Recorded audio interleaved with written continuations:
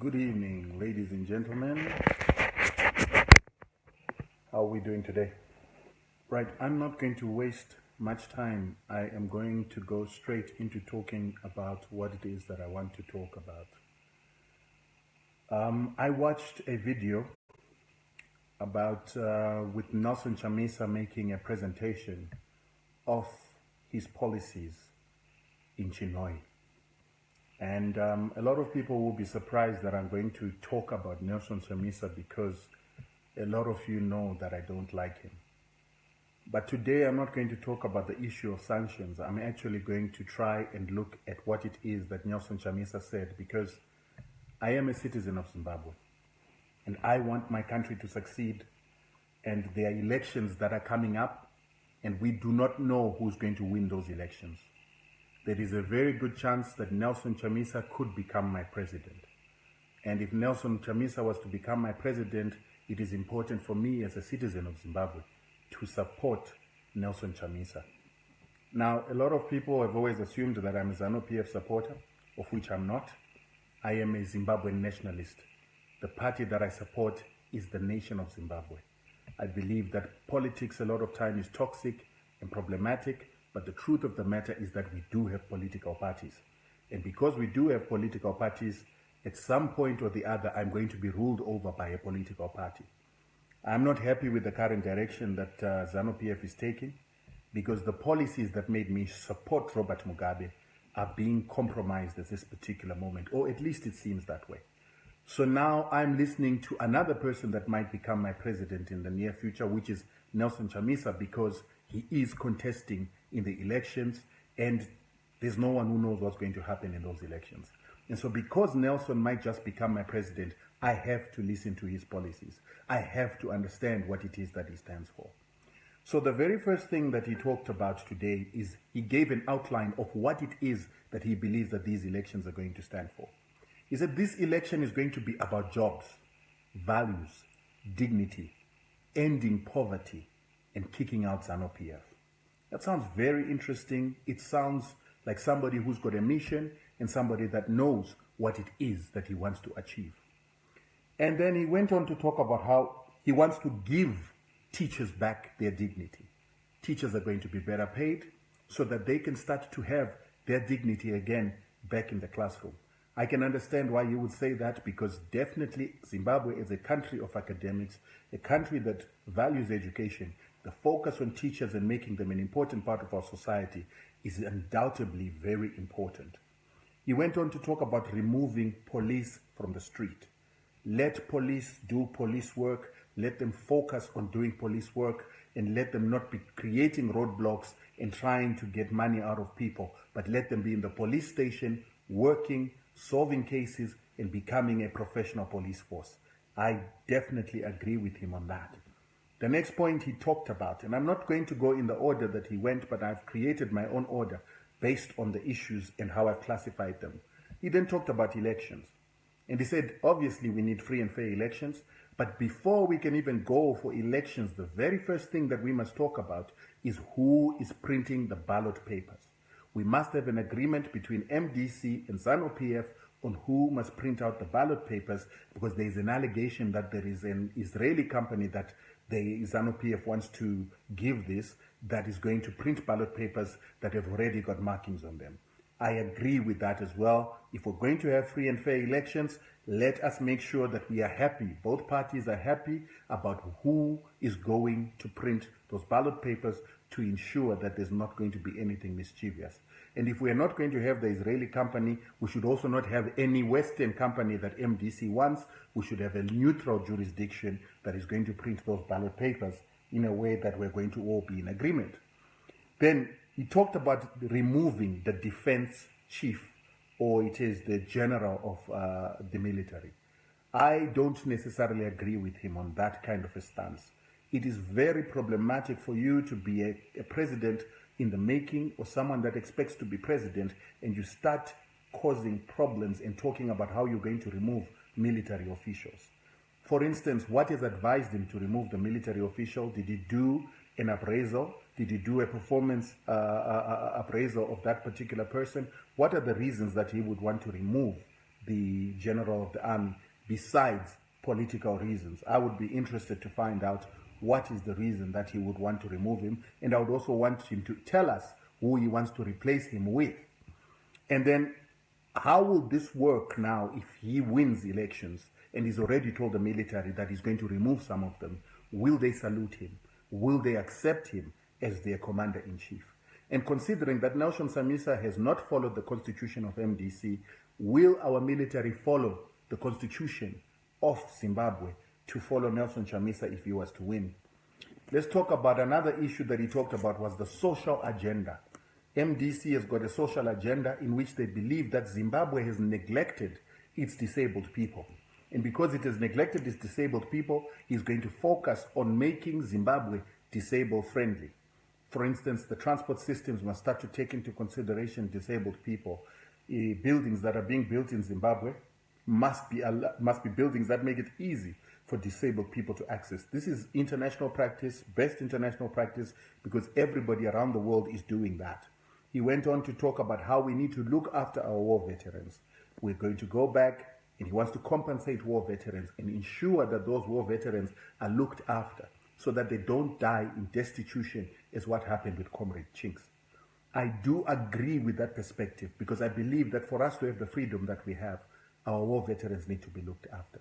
My only problem is that he is forgetting that in the foundations of MDC, MDC was founded on protesting, when it was still a trade union, the fact that our veterans were paid 17 years after independence.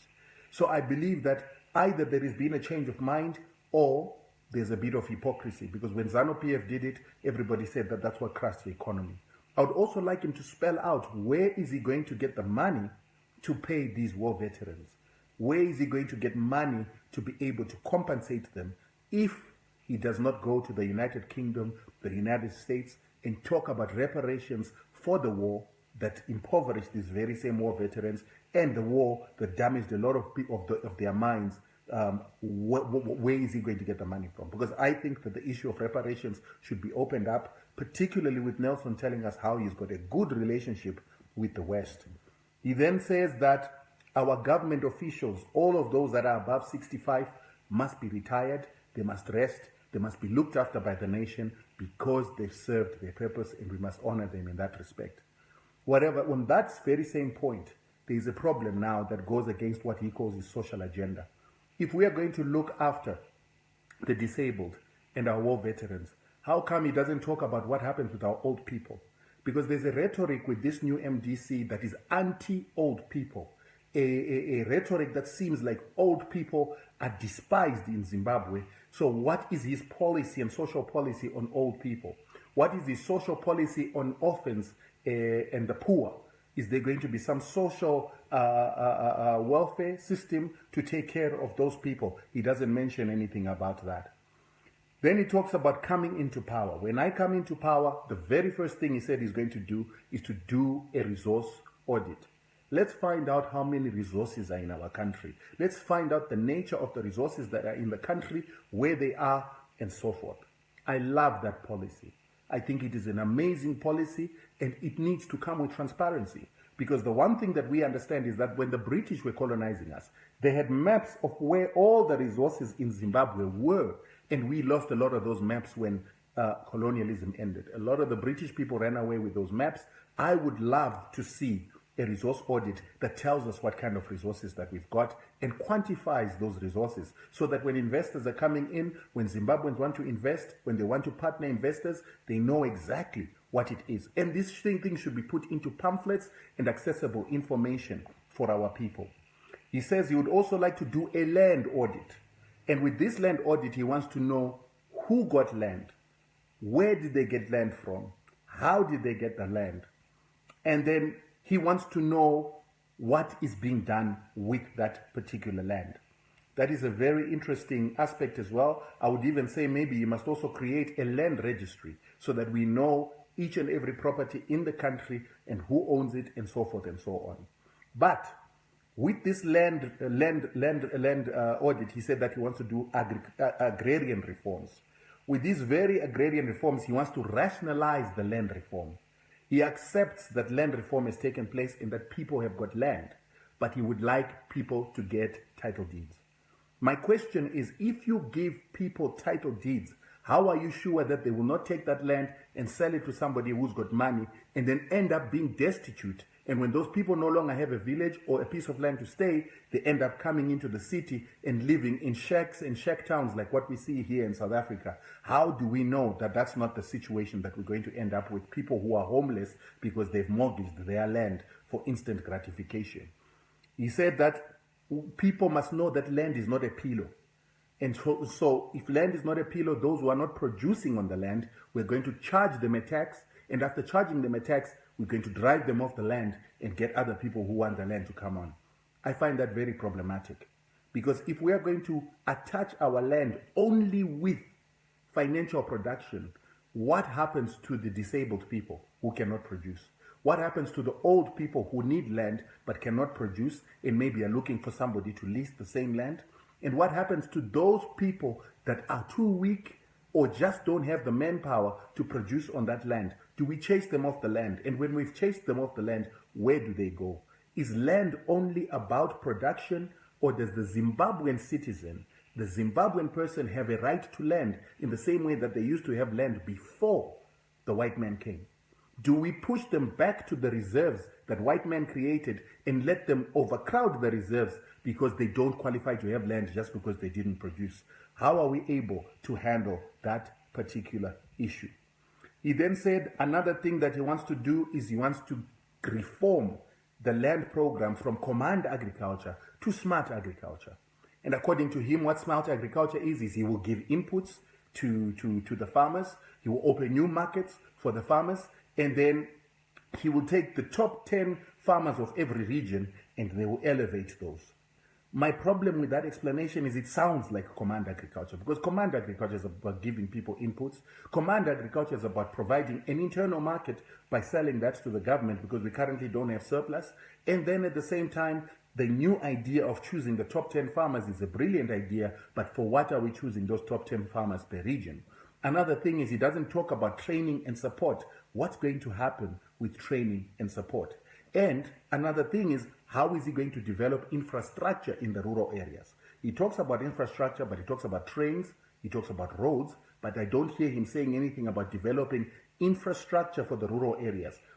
Better roads for the rural areas, making sure that they can get access to market, electricity, the same things that the white farmers used to be provided by their government. I would like to know what he says about that. He says Mnangagwa is now talking about white farmers coming back to Zimbabwe. And he and his people have been talking about white farmers coming back to Zimbabwe all along. Now, I've got a number of questions there. Why is the white farmer issue a great issue for not only him, but Mnangagwa as well? Because Chamisa, together with Mnangagwa, do not acknowledge the good job that has been done by black farmers to come up with a bumper harvest last year that beat the numbers of grain production that had ever been reached before by white farmers. So why is it that there's this focus on white people, as if to suggest that black people inherently cannot farm because of the color of their skin, irrespective of the results that our farmers achieved last year? He then says that on an economic perspective, what he's going to do first when he also comes into power is to ban the bond note immediately. He will ban the bond note immediately, and with immediate effect, there will be US dollars in the ATMs. I believe that very much, because with the relationship that he's got with the United States, there are chances that they will give him the money and they will make sure that there's going to be a cash flow, the same thing that happened during the GNU. The question is, what is the price that Zimbabwe pays to have that money released to it? Because it's obviously money we haven't created, so it has to be debt. So what are we going to mortgage for this debt that's going to bring in liquidity immediately for people to start consuming? And should we be taking debt to give people access to cash immediately without wondering how it is going to affect what it is that we are mortgaging in the process? And particularly if the money is not going to be used for production. He says we're going to go back to the multi-currency system. That means that we'll be using the basket of currencies. My question is, if we're going to use the basket of currencies, how do we create debt for ourselves in our country? How is the country able to create debt, or to say, shall I say, print money for production if we are going to be using currencies that we do not control? How will we be able to create debt to grow our economy like he talks about? And then he talks about the audit of the monies that were lost during the financial crisis that started in Zimbabwe. He wants to do an audit to see the people that lost their pensions, people that lost their deposits and never received those deposits again. He wants to be able to compensate those people. How does he say he wants to compensate them? He wants to use what they call a sovereign fund. And you use that sovereign fund to pay those people. Now, a sovereign fund is usually a fund that is created by government and may be managed by government fund managers or private fund managers, but it's basically the surplus of the nation that is saved for future development.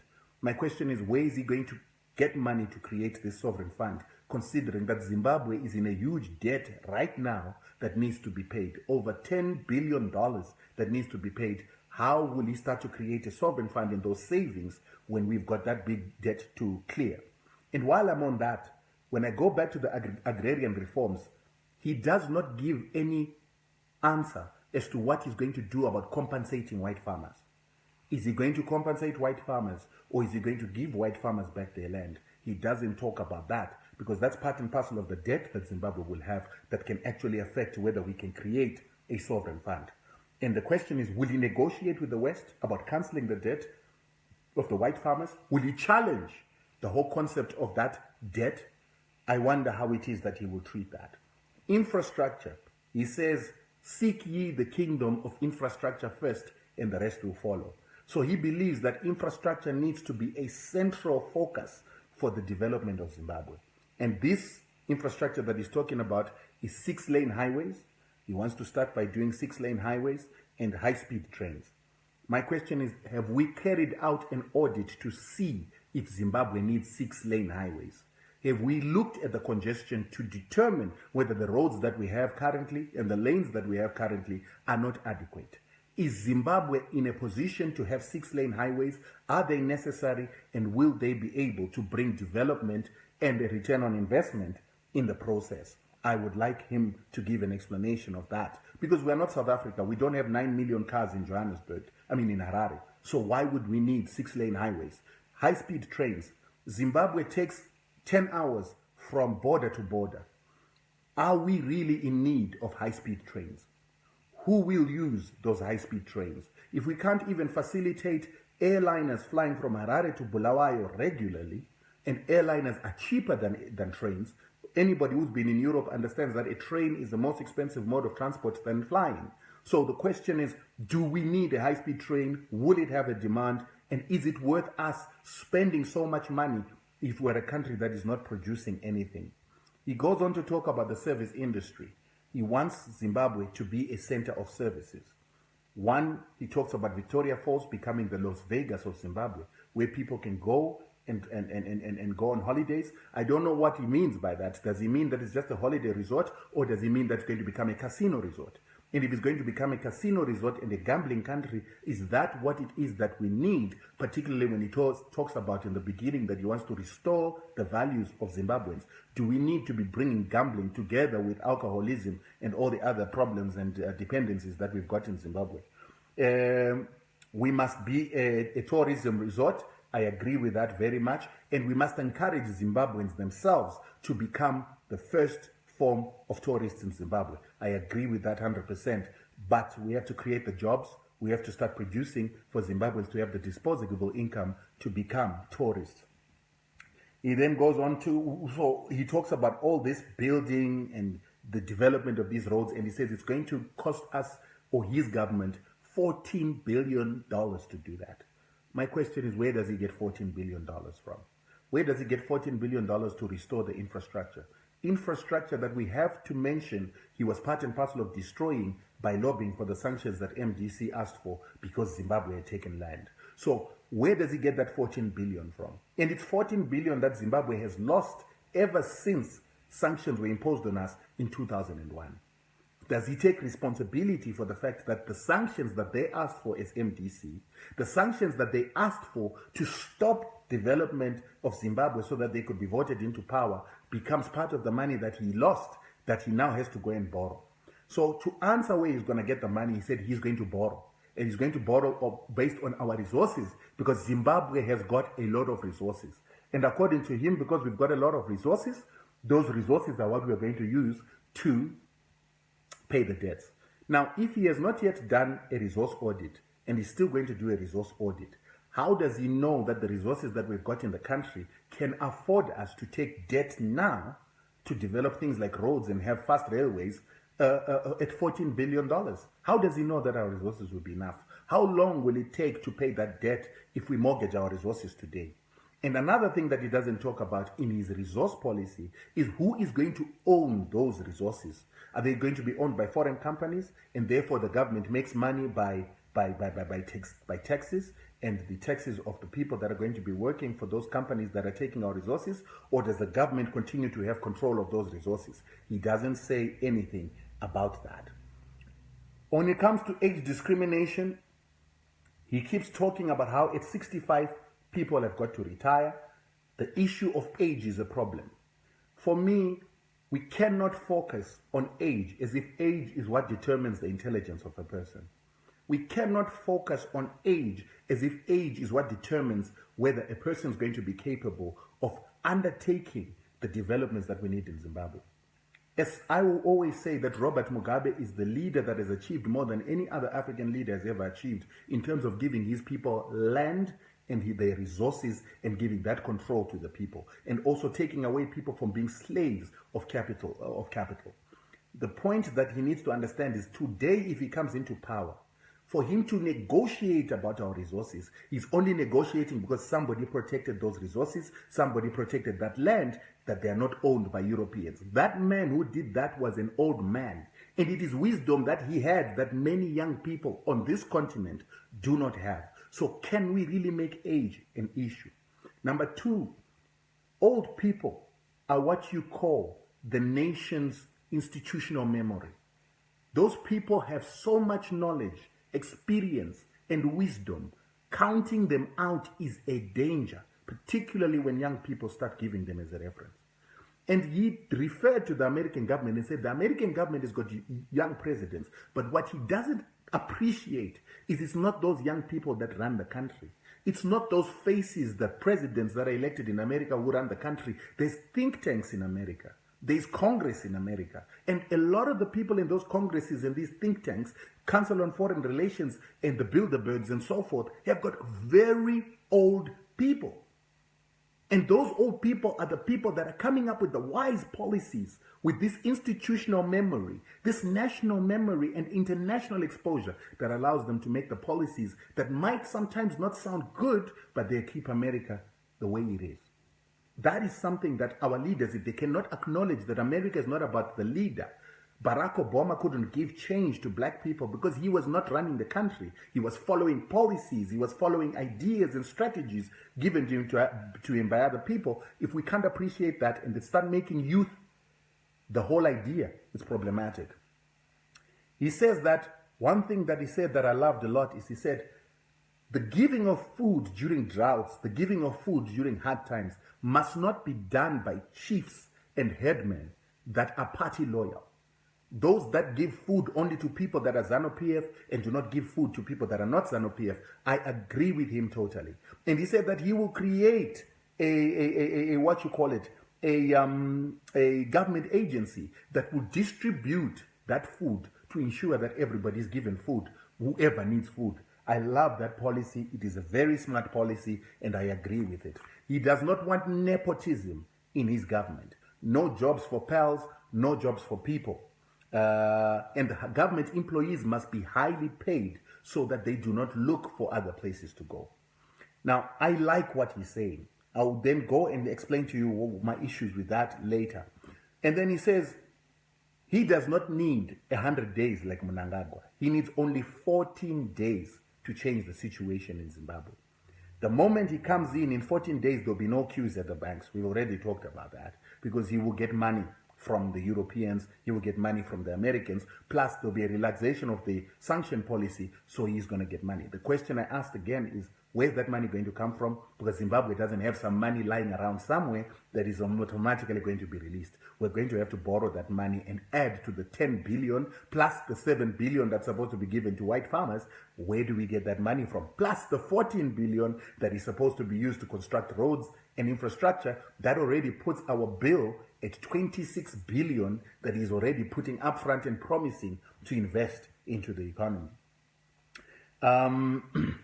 He says that part and parcel of where it is that money is going to come from the moment he starts ruling the country is that he's got people that work for the IFC.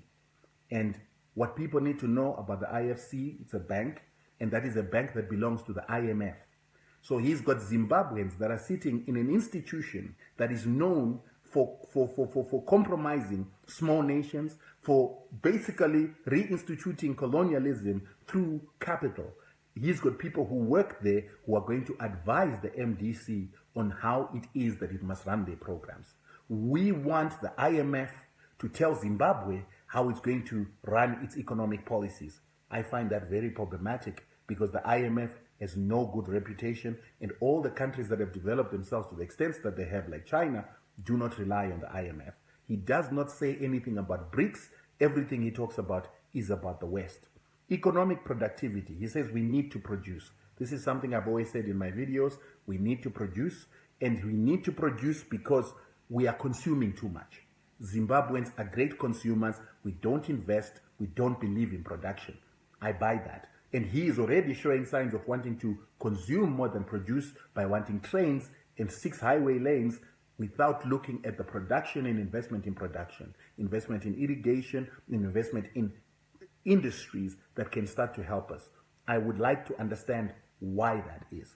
He believes in public works, having a public works program that is going to have, I'm not too sure if it's going to be DDF, or is he going to be pushed by the IMF? Because what the IMF does is when they give you public fund, when they give you funds to develop your infrastructure, they usually want you to employ European companies and American companies to build those infrastructures, because the purpose of their existence is to serve their primary investors, who are the Americans and the Europeans. So will he be able to have a public works program that is driven by the District Development Fund, that is driven by government institutions, or is he going to be forced to employ American companies to develop Zimbabwe so that they take the money that they've lent him back home? We need to champion farmers. I've already spoken about that. He wants any investor to be able to come into the country. Anyone with money must be allowed to come in the country and invest. My question is, if that is what's going to happen, how do we know that they're not going to control the economy? How do we know that they're not going to exploit the economy? How do we know that they're not going to control our resources until we are left with nothing, like South Africa is left with nothing? South Africans have got high debt. They owe a lot of money to international banks.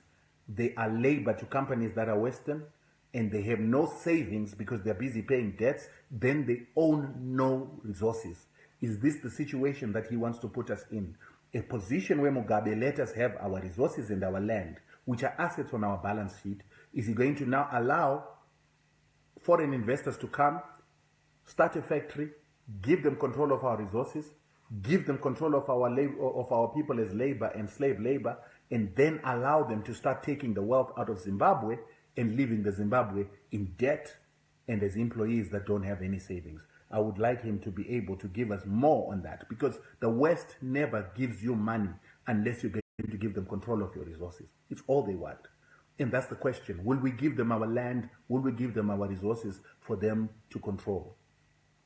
And all right. And then he says that what he also wants to do is he doesn't want them to externalize money. He wants these investors to come into the country, and they must reinvest into the country and only take out their profits. Now, a small country like Zimbabwe that usually has a budget of about 4 billion, how do you ensure that a company like Glencore that is worth $180 billion, a small country with a budget of 4 billion, how do you police a big institution like Glencore? How do you police Apple? How do you police a $400 billion Microsoft with such a small company, such a small budget for your government? Where will you get the lawyers? Where will you get the accountants? Where will you get the tax accountants that are going to stop the tricks that these companies have been using in countries like Zambia that have a bigger budget and a bigger government and a bigger GDP than us? How is he going to do that? I would like to know that. He wants to uplift rural areas. I applaud him for this. It is a brilliant, brilliant, brilliant strategy. We must develop our villages. In those villages, he wants us to have what we call district planners, people who are going to plan the development of the village as it's the growth point strategy, more or less, to speak. But what I like about his language is he's talking about developing the village, so it's from the people's point of view much more than it is from the center of business. And so he says that they must make sure that they're going to have piped water, they're going to stop using boreholes, and they're going to have solar panels on each and every village home. And he's going to use what he calls a climate fund to make all these developments. Now, already we remember that according to the plan as it is, he's already at 26 billion in expenditure to achieve the things that he talked about previously. So where is he going to get the money now, on top of this 26 billion, to be able to make sure that every village home is going to have tapped water? Where is he going to get the money that he's going to pay the village planner with? And where is he going to get the money to put solar panels on each and every village home? It's very critical that you understand these questions. As part of the policy of what he is pursuing, it's called a neoliberal policy. Neoliberal policy is usually backed up by what is called the Washington Consensus. The Washington Consensus or the Washington Convention says that countries should stop spending money on social development more than they spend money on the development of the nation.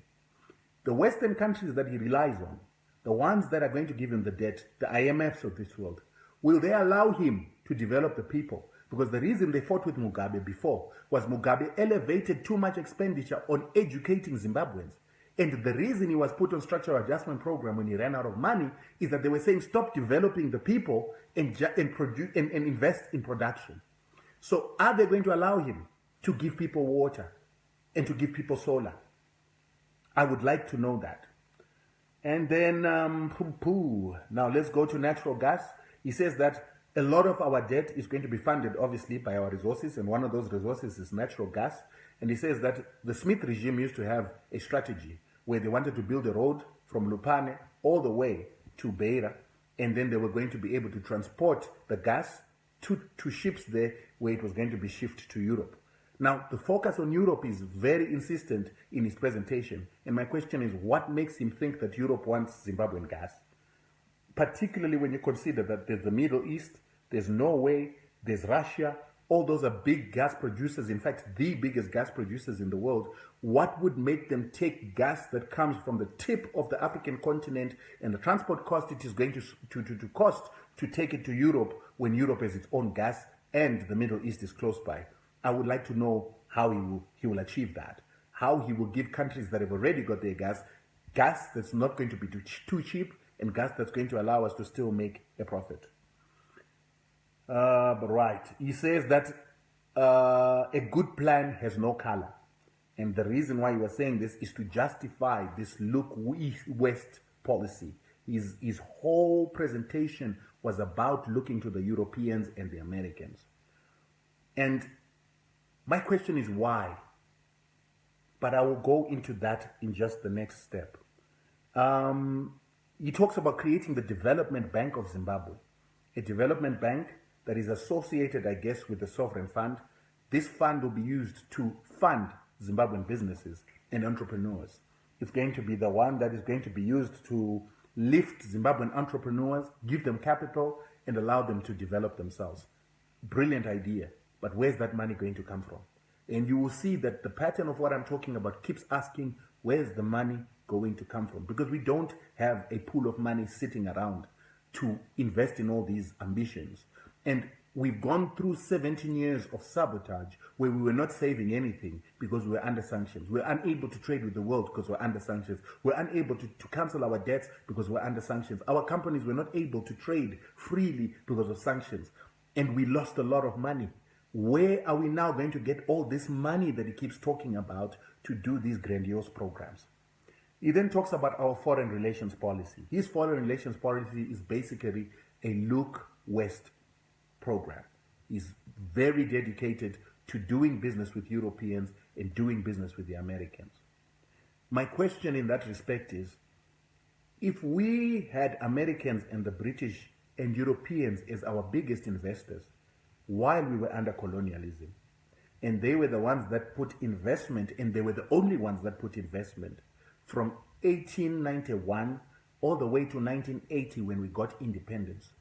And if they never developed Zimbabwe then, if they didn't make Zimbabwe into a South Africa, a Hong Kong, and they didn't make it into any other thing, what makes Nelson believe that these Europeans, now that Zimbabweans are in charge, are going to develop this country today? They couldn't develop it for 90 years. Our parents went to war because they were failing to give our parents education, basic services, housing. They're the ones, these same investors, and the government that was presiding over them, a white government, were the same people that put our people into reserves where they couldn't grow food. They were the same people that made policies that our grandfathers and grandmothers could not grow grain that would be bought by Grain Marketing Board because the white farmers were the ones that were being preferenced. It was the same investors from the West who presided over a country that had marasmus, that had kwashiorkor, that had poverty of the highest level, and that a country was in a situation where we had a 25% literacy rate and a 75% illiteracy rate. These are the same investors that prevailed on a country that there were no schools for black people. There were only 200 high schools when we got independence. In 90 years, these wonderful investors from Europe and America built only 200 high schools and 1,300 primary schools. Only for ZANU-PF to then have to come and build an extra 1,200 high schools and had to build 2,200 primary schools, depleting the money. But that government of foreign investors did not hesitate to have a very elite army that was well financed. How do we know that these people who thought like that then, these Europeans who've oppressed every single country on the continent, will be the best investors for us tomorrow? Why? What's changed about them? Did they grow to love Zimbabweans all of a sudden? Do they now love Africans all of a sudden? And why is it that we as Zimbabweans think that we're going to be different from all other countries that they are pillaging and not developing the people? What makes us think that they're going to develop Zimbabweans? South Africa is the richest country in the world because of the minerals that is given to the world. But South Africans are living in poverty. Black people do not own property. They do not own companies. They do not own resources. They are living in poverty with a 55% poverty rate. They've got debt of 52% in the richest country on earth. Why is South Africa not a Dubai with all the Western investors that are there? Why haven't they developed South Africa to become the richest nation in the world? We need leaders that can answer those questions. And I would like to know what it is that Nelson Chamisa says about that. He goes on to say that ZANU-PF does not have friends in the West. And because ZANU-PF does not have friends in the West, you need to look at us as MDC because we've got friends in the West. Since when have Westerners been friends with Africans? Since when have Europeans, Americans ever been friends with Africans? Yet they've always been ensuring that Africa is separated and divided so that they can take our resources at a cheap cost. Zambia went through what Zimbabwe is about to go through. They changed the government, and right now they've got a government that is crying about Western investment that controls all the resources, including the copper that the government of Zambia used to control before. Right? And then he talks about the West being good friends, and therefore, because they are our good friends, they are going to allow MDC to develop the country. What worries me about his foreign policy is he says nothing about the biggest growing economy in the world, China. He says nothing about China, which happens to have the greatest foreign currency reserves in the world. Right now, China is actually the one that is investing in the generation of electricity in England. They are building ports in Europe. They are building ports in Australia. They are building rail lines and nuclear power stations in Europe, and even in America. They are the ones who are the biggest lender to the American government. And this man who wants to become my president says nothing about that economy that has got that America is borrowing money from. That can't make sense. China is the biggest economy. It cannot be ignored, and they've got the biggest amount of savings that even the Americans borrow, the bulk of their borrowing from China. How can it be that he can ignore them? China has developed high-link railway lines on the continent in places like Ethiopia, Uganda. They've developed highways all across the continent. I don't remember an American highway built in Africa. Why is this person who wants to be my president not talking about China as a partner? Why he's not talking about China as a partner scares me, because the chances that he is a puppet of the West. Because it cannot make sense. He mentions nothing about the BRICS Bank, but he talks about the IMF. Why is he not looking at making relationships with the BRICS Bank? Yet South Africa down the road is talking about relationship with BRICS. South Africa is a next door neighbor. It belongs to BRICS. My president doesn't see BRICS as being strategic and important in his strategy. Why? Now, I listened to him, and he was impressive as an orator, but he left me with a lot of questions. He left me with a lot of questions, and he left me feeling like I was listening to a fairy tale much more than I was listening to a policy statement that has been well thought out. He kept talking about how educated the people in the MDC are. He kept talking about how it is that they're capable of taking the country forward. But there are a number of elementary young people's mistakes that I saw in what it is that he presented. The amount of things that he wants for the money that he has doesn't go hand in hand. He is like a child in a toy shop who wants everything, but is not worried about whether the parents can afford it or not. He said nothing about decolonization of our education system, which is problematic because he's partly colonized because of the very same education system. The legal system in Zimbabwe is not being transformed. He didn't talk about transforming our legal system into a decolonized system. He does not talk about how it is that he can propose the changing of our political system. I've already mentioned that he didn't talk about the relationship with China. And these are the things that made me say, he sounds good. He sounds like he's talking sense. But because I was jotting down what he was saying, I was jotting down notes, I was able to pick up inconsistencies. Some people that don't jot down notes would listen to him and think that he is talking about something very, very great. So if I was to meet him, the very first question I'd want to know from him is, where will the budget come from to give the following? To buy the many police cars that you said need to be in police stations. Where's the money going to come from? To build the high-speed railway system. To build new highways that are 6 lanes. To have a 14 billion rand infrastructure budget to bring our infrastructure up to speed, to pay our war veterans.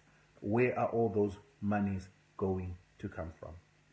And this over-reliance on the West.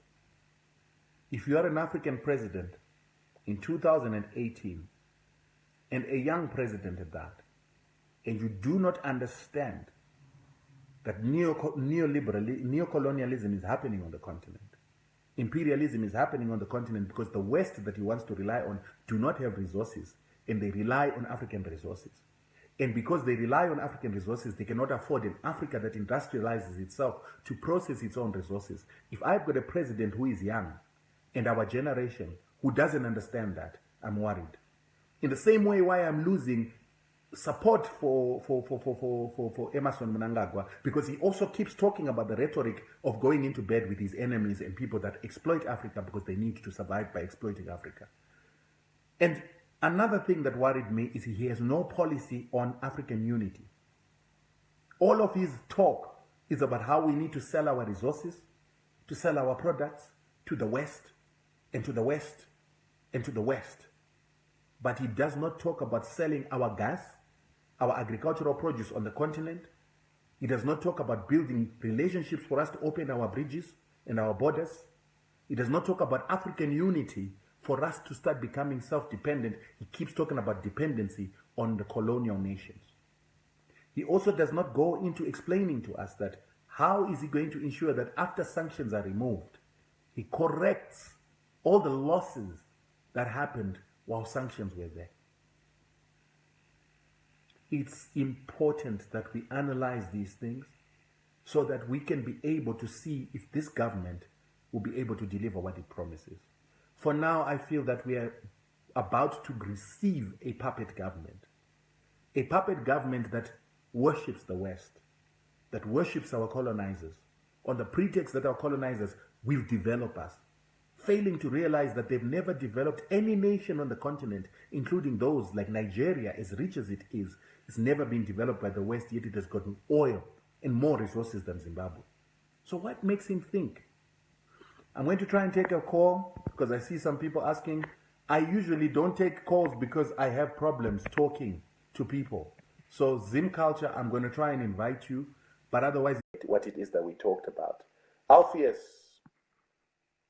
we'll make sure we make Nkupe a lockstep. And this is another issue. The violence that we're seeing in MDC worries me. They are not yet even in power, and they are so violent in their own party, among their own people.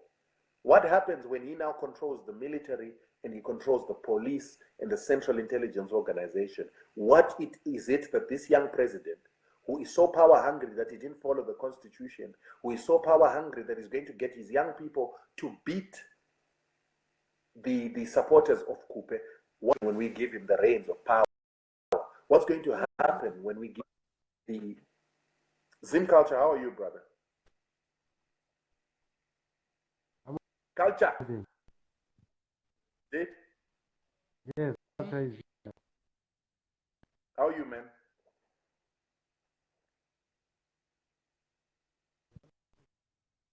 Budi, what's happening with your line? I can't hear you. Taurai, on point, bro. African leaders are predominantly sellout. They sold out, thinking of loans. Yes, Zim Culture, talk to me. I can't seem to hear you. Why don't you try and call me again? Try and call me again. Burur. Guys, can you hear him? Please tell me if you can hear him, because I can't hear. Zim Culture, Dave. Talk. Right. You're breaking, but I don't know. Are you breaking or is it me breaking? Guys, tell me, is it him breaking or is it me breaking? Poor reception. Can you go ahead, Rutendo? Zim Culture.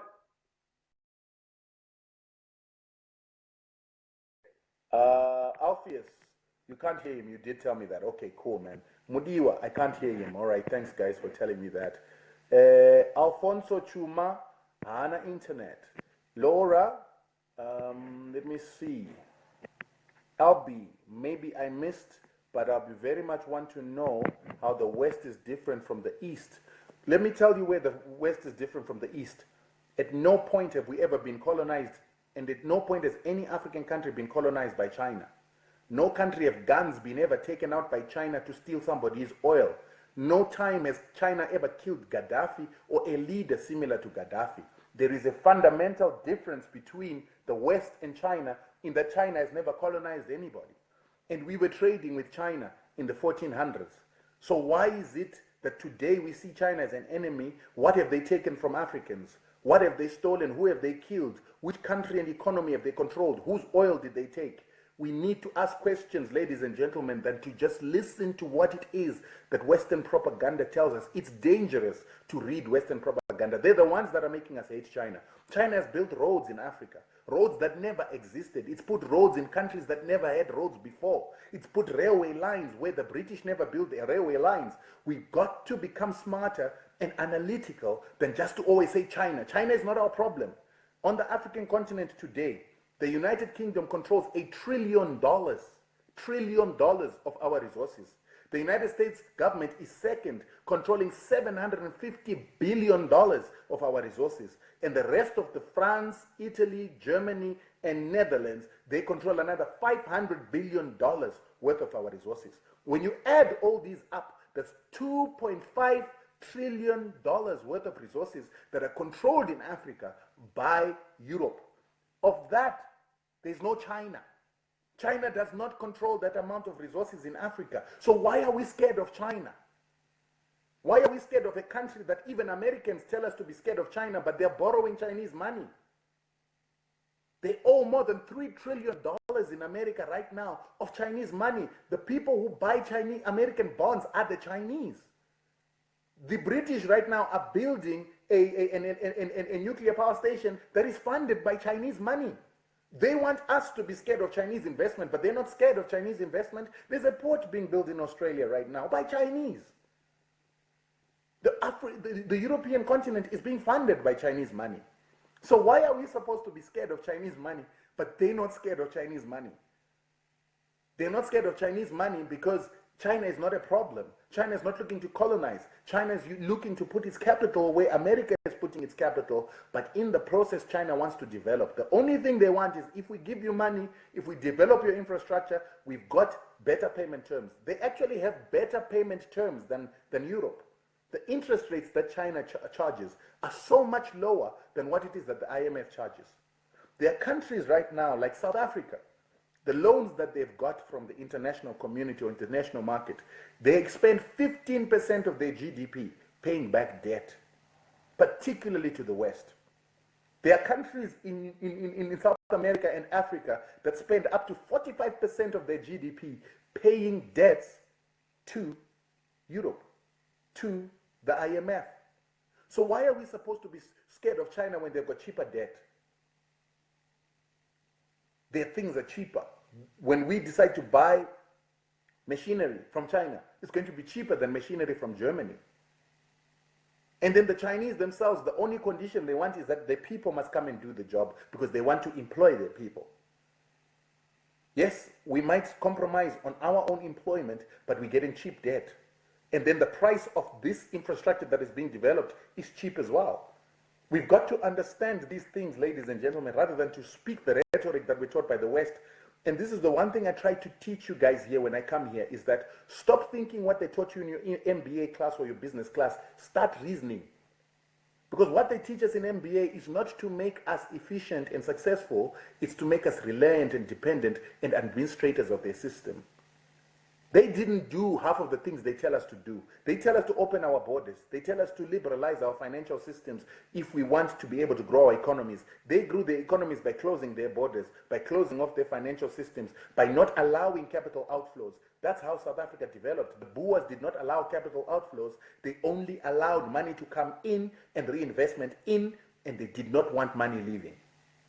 That's why they were able to develop. That's why they created big giants. The biggest brewery in the world, the second biggest, SAB, is from here. Right now we've got Naspers, an animal of a company that's worth R1 trillion, that is now one of the biggest companies in the world. It was built off this conglomeration of money that was not allowed to leave. But right now, the biggest business that we had in Zimbabwe, Econet, is not even here. It's based in Europe. It's based in Mauritius. All the money that they make is externalized by management fees. They'll say that a management company consulted us and they will bill. The money that is supposed to be profit and reinvested in Zimbabwe will get invoiced by this company. Money will go out. Strive is now doing what European companies do by externalizing funds out of Zimbabwe because his business is based in Europe. These are the techniques and tactics that the Europeans don't do in their country, but they're encouraging us to do, and our MBA graduates are the people that are being asked to put those policies. So we need to start having an alternative thinking. If not, we need to decolonize our education to start teaching our students how to put policies that work for us and our development and for our markets. You do not become a big country by opening your market to bigger, better competition. You make more money by closing your market. You do not make money by being a small little African market. You make more money by consolidating your market, becoming an entire region, SADC region, that is open borders and trading in there in a 2.5 million people market. Guys, I'm going to go. It has been good. Please take time to watch, share the video, let other people learn. My analysis is not authoritative, but what it does is it starts to make you think. You will then come up with your own analysis of it. And more importantly, go and watch Chamisa's video.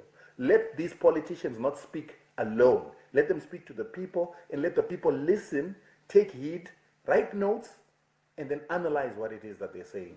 And I hope ZANU-PF will also listen to what Chamisa is saying so that they can sharpen their own policies. But what we don't want is the policies on paper that can't be implementable. I work as a strategist. The very first thing you do as a strategist is to look and say, is this thing feasible? Can it be executed? Do we have the resources? Do we have the money? And when I look at what Chamisa said, we don't have the money to do what it is that he is aspiring to do. And a lot of what he wants us to do is not what we need to be doing, because what we need to do is to invest in production. Zimbabwe can have bad roads. It can even have potholes. But as long as we are producing, we will eventually mend the potholes. Zimbabwe might have goods trains. He was laughing at the diesel trains that Mnangagwa brought in. We need diesel trains because we can't afford electric trains. Electric trains are for countries like Europe that rob African countries, that have industry, and then that can afford to be able to build those. And you need to understand that the European system is a welfare system, a hybrid welfare system that benefits from raping and pillaging our lands, raping and pillaging our resources, ensuring that we cannot manufacture anything here so that their goods don't have competition in Africa. If we don't understand that as young people, we're not ready to rule, because our elder leaders understand these things.